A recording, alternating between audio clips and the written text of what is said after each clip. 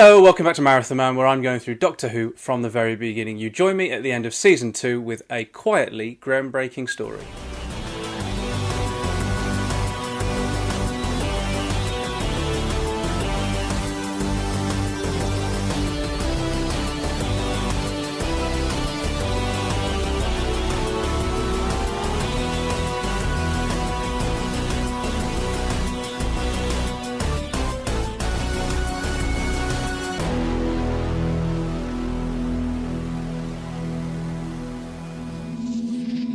I never take anything for granted on marathons, and I've seen previously bottom of the pile stories jump up a few notches, as well as stories that I've liked in the past fall down, in one instance, straight to the bottom. And so far on this marathon, not much has changed since the last time I did a watch through, but basically everything I've ever thought about Doctor Who has the potential to be turned completely on its head with this marathon. So, just because I've liked a story in the past doesn't mean it will automatically get a free pass here. I first saw the Time Meddler as part of the 1992 repeat season, and I'd seen some Hartnell, but really not all that much. And I'd been introduced to the show via Sylvester McCoy's Doctor, but even as a kid I still thought Hartnell was fantastic, so more of him was definitely a good thing. And fish and chips in front of black and white Doctor Who became something of a short-lived tradition during this repeat season. I say short-lived because the BBC didn't do them all that much. Still, like I say, not enough for the Time Meddler to get a free pass. So it's purely on its own merit that I watch the Time Meddler and still think it's absolutely brilliant. As an upswing following the chase, the quality, it's pronounced. And I think there's something worth pointing out here, which is that in its own way, this story is every bit as bonkers as the chase. It's just that Dennis Spooner manages to nail a tone that sells it perfectly in a way that I don't think Terry Nation managed to do with the chase. A monk with a time machine humming to himself as he catches toast popping up from a toaster in an 11th century Northumbria monastery is no less mad as anything we saw in the chase, except that story had far too much thrown at it. Here, the idea is taken and given the respect that Doctor Who normally affords its historical productions, and it works infinitely better. The story begins quite quietly as the Doctor and Vicki pass comment on Ian and Barbara's departure. The Doctor even makes a reference to Susan, really bringing home how much has changed over the last season. And while it may begin fairly sedately, a pace that continues throughout the 4 episodes, this only means that the humour has time to breathe, scoring yet another victory over its immediate predecessor. Quite how a 4-episode story feels less rushed than a 6-episode story only serves to highlight the strengths in this 4-part story and the weaknesses in the 6-part chase. Hartnell's chair with the panda on its speech is absolutely wonderful, and the man himself must relish it because he drops it perfectly, as he does with the much celebrated space helmet for a cow line. Stephen is likeable from the off too, even though he does say come off it really weirdly. Oh, come off it! The rapport with Vicki is lovely to watch and feels like something new in that it brings the changes from Ian and Barbara's relationship with her, because we saw Vicki emboldened across her travels with Ian and Barbara, and she started off as the Susan surrogate, the child there to get into scrapes, but we saw her evolve into more than that, to the point now where she's easily Stephen's equal. And I mean, she even wins that this way, that way cliche later on in the episode. Stephen has no choice but to follow her. The new dynamic works well enough that even though I missed them, this feels like a show energised after the loss of 2 of its original cast members. This sort of change is something that Doctor Who will come to thrive on. And in only the 2nd major cast shake-up of its entire life, it starts to here, even though, yeah, I do really miss Barbara. When we meet the monk, a whole load of questions are thrown up through some really smart writing and directorial and performance choices on the parts of everyone involved. First off, he must be the Watcher, the title of the episode refers to, given that he is mysteriously spying on our crew. Second, he really doesn't seem bothered that they've appeared from nowhere. Third, he seems satisfied that he knows what the Tardis is, giving away some hidden knowledge that is impossible for a man of his time. And did he just check for a wristwatch? All of this, and he's literally only said, "I wonder," at this point. I wonder. It's the mark of a really confident script, and I feel in very safe hands. When we consider Doctor Who's considerable strengths at dealing with history at this point, the addition of something else only makes it zing. 17 stories and 2 years into its life, and it's still finding new types of stories to tell. We have spacey alien ones, and we have trips into Earth's history, and we usually alternate between the two. So this might look like your regular trip into Earth's past, but there's something very deliberately different about it.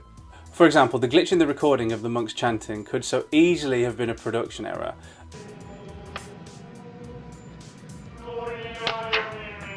Something that a viewer might, who's not knowing what's to come, could simply shrug it off as unfortunate and then get on with suspending their disbelief once more.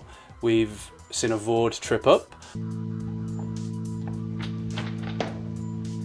There've been loads and loads of line fluffs, and they've borne witness to the Optera, so a gaff in the sound isn't just outside the realms of possibility. That it then becomes part of the story is a deft move, and I like to think of this story as a little bit like Doctor Who, the show, being a bit like Columbo. And I don't mean the character of the Doctor being like the character of Columbo, and I don't mean the show Doctor Who being like the show Columbo. I mean the show Doctor Who being like the character Columbo. Lulling somebody into thinking that it's a fool when it actually knows exactly what it's doing and is going to prove just how clever it is later on. Before we reach the episode's end, we get reintroduced to Althea Charlton in her return to the show, and she is fantastic, albeit as a different character. And she gets a brilliant scene with Hartnell, which makes sure the show fulfills its educational remit for the kids watching without bashing them on the head. I mean, it does get a little bit on the nose when Hartnell starts talking to himself about the history, but Hartnell's so good at it that it doesn't actually feel that egregious. Later on, there's also the absolutely horrific thing which happens to Edith that jars with the otherwise comedic tone, but is at least played deadly straight by Althea Charlton as to be haunting. It's so arresting that Doctor Who would address such overt sexual assault. It's suggested it in the past, but here we're presented with the very definitive aftermath.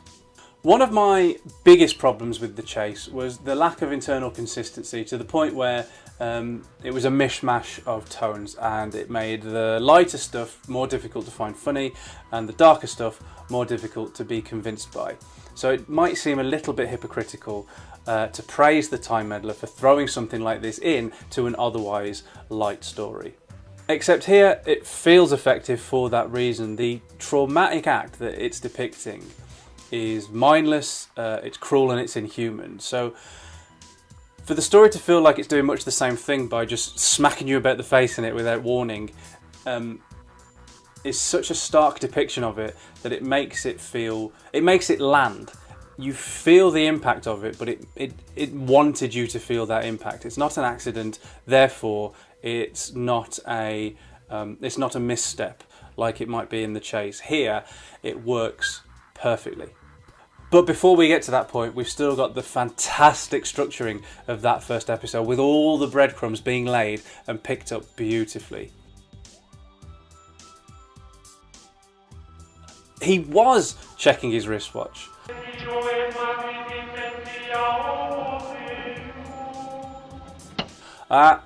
Gramophone. You got me, the Time Meddler, you got me.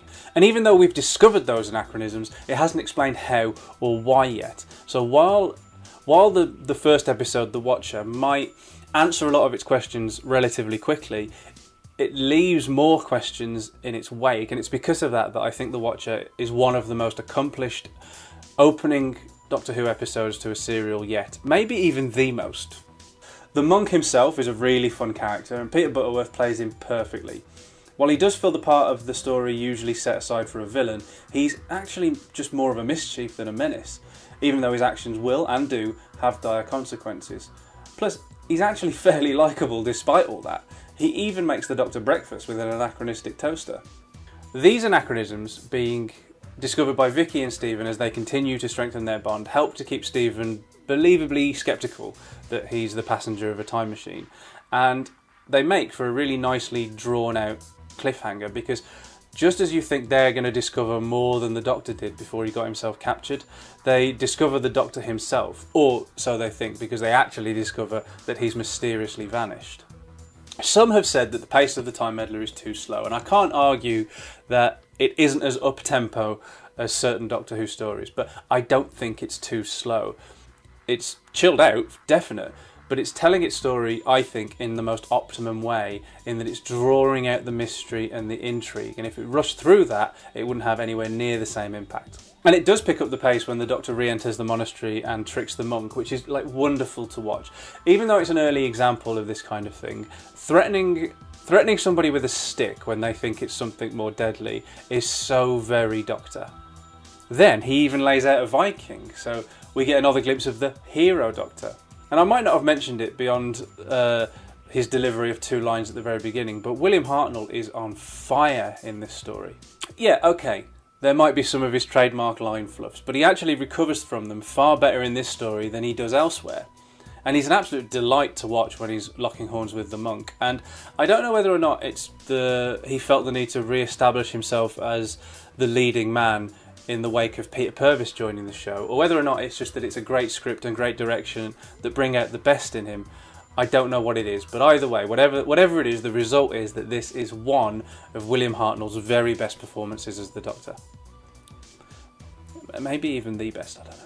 And I'd be tempted to subscribe to the latter because the script and the direction here are so good that they are such a step up from the direction and the script of The Chase, means that the actors in this one up their games as well. And Peter Purves builds a character for Stephen that really, really works. He can substitute Ian as the dashing, physical and good-hearted adventurer, but he also makes Stephen different enough. The ongoing disbelief that the Tardis is a time machine is a nice idea, especially when it's fed by these discoveries of incongruous technology. It doesn't make Stephen feel foolish to us. He has a very good reason to doubt. And so we sympathise with him. And basically, I just don't think that any of the actors, the director or the writer has put a single foot wrong here. Then we come to a huge Goosebumps moment, perhaps the biggest Goosebumps moment yet, when the monk's Tardis is revealed. It took a few viewings over many years of this story to pick up on the slight tease that Vicki and Stephen believe their TARDIS to be lost, only to then find another one. It's quite subtle, especially as we know how the show turns out, but it almost for a moment suggests that they may have lost their TARDIS to the sea, but they can continue their adventures in the monks once they've beaten him. The Doctor getting a bit uppity about the mark of his own TARDIS is a really nice bit of business, and Hartnell's excellent at it. And the addition to the mythology by meeting another one of the Doctor's race, the first since Susan, feels like it's an excellent example of world building and really serves to flesh out the show far more than you'd think a show could do 2 years in. And Hartnell's given like an awful lot to play with here in quite a short space, so maybe it's because of that his performance in this one feels like as rich as it does. And the monk's defeat is supremely satisfying. As is befitting of a mischievous menace rather than a true villain, his punishment fits. And it's really very much the Doctor to make his TARDIS smaller, as small on the inside as it is on the outside. And so in a story that hasn't put a foot wrong at all, it ends wonderfully. As season 2 ends, we get some close-ups of our new crew as they survey the stars before continuing their travels, and after 81 episodes of them, I am along for the ride with a renewed vigour. It's a TARDIS. The monk's got a TARDIS! But I mean, like, I could have picked almost anything. Space helmet for a cow, that is a chair with a panda on it, sheer poetry. Like, there is too much here. That picking that one highlight was a very, very, very, very, very difficult choice. But the reason I picked it was because it's such a moment that watching it now, knowing everything we know that came afterwards and knowing that Doctor Who has got a 60-year rich tapestry, doesn't feel as big as it actually is. It changes the show completely. The fight between the villagers and the Vikings is the least convincing part of this story. It's only by default. The story is so bloody good that finding a low light was a very tricky task.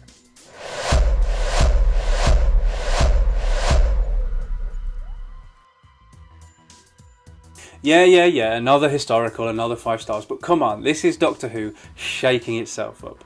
It isn't the type of historical that viewers were used to, and it deliberately plays on that to tell its story. It's the first of the pseudo-historicals, and it's an introduction to another of the Doctor's race. Like I said, it's quietly groundbreaking. As ever, thank you so much for watching. If you enjoyed this slice of monastic mischief, then you know how YouTube works. Please give it a like. It helps more people find the channel and come along for the ride. And what are your thoughts on the Time Meddler? Do you agree that it's one of Doctor Who's most seminal early stories, or do you think it's a little bit overrated? Do you think that Stephen is an impressive addition to the crew, or do you wish that Peter Purves was still playing Morton Dill? Let me know in the comments below, and I'll see you back here soon for another recap, this time of Season 2. And if you don't want to miss that, then hit the subscribe button, clang the cloister bell, and I'll see you soon.